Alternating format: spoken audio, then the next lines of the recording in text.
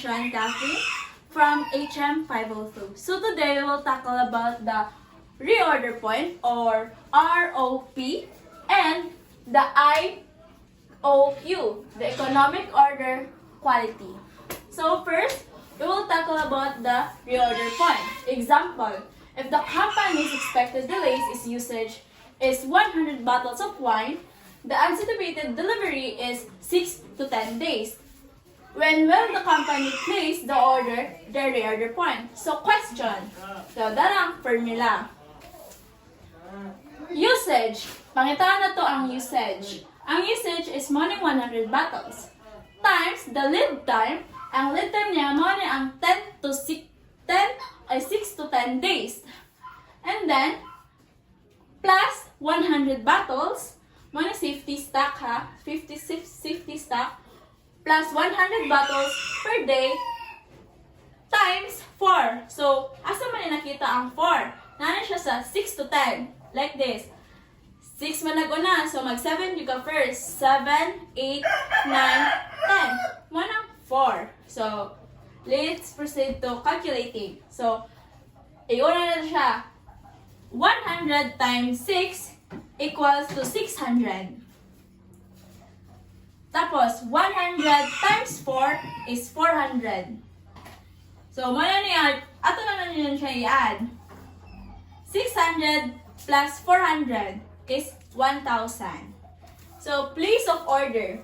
Place of order, example na ng June 13. The lead time is 6 to 10 days. So, ordering will arrive in June 19. Why? Dahil ang place of order is 13.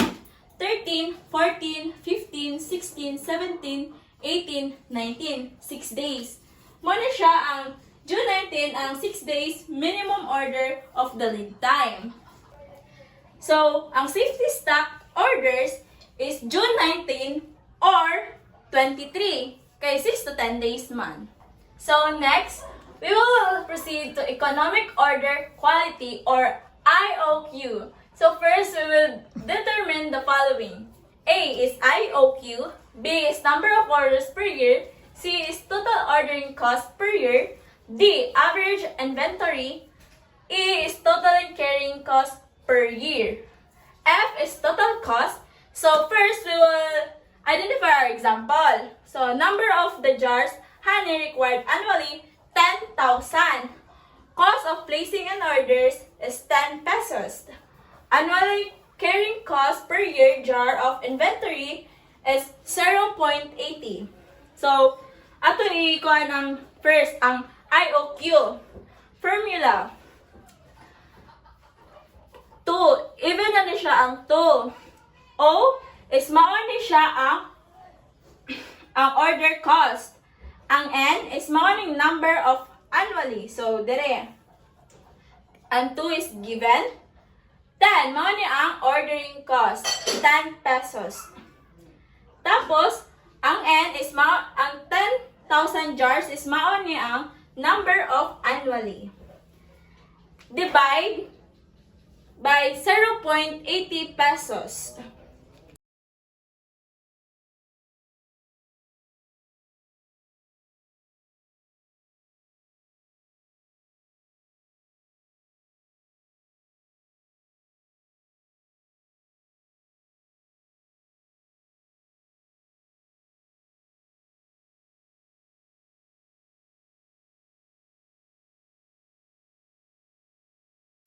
And answer is IOQ 500 jars.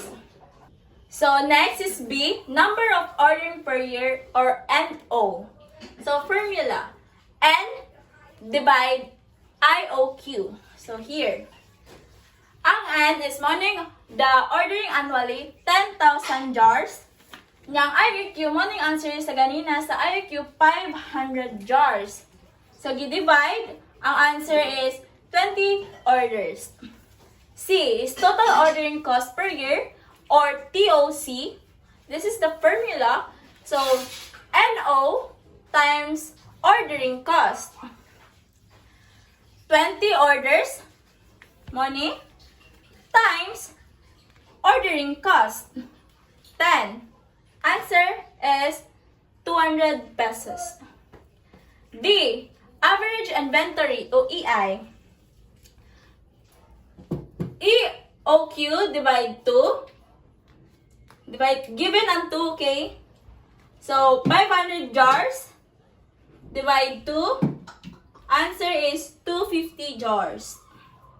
Total carrying cost per year or TCC. Formula. EI times CC.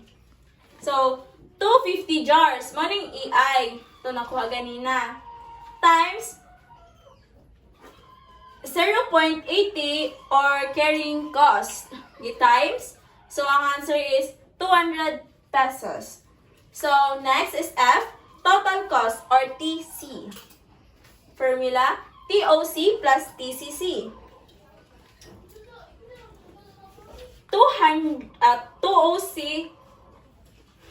2OC ang 200 pesos. 200 plus 200 sa TCC. Yan. Tangi ko yan. So, ito siya plus. Morning answer is 400.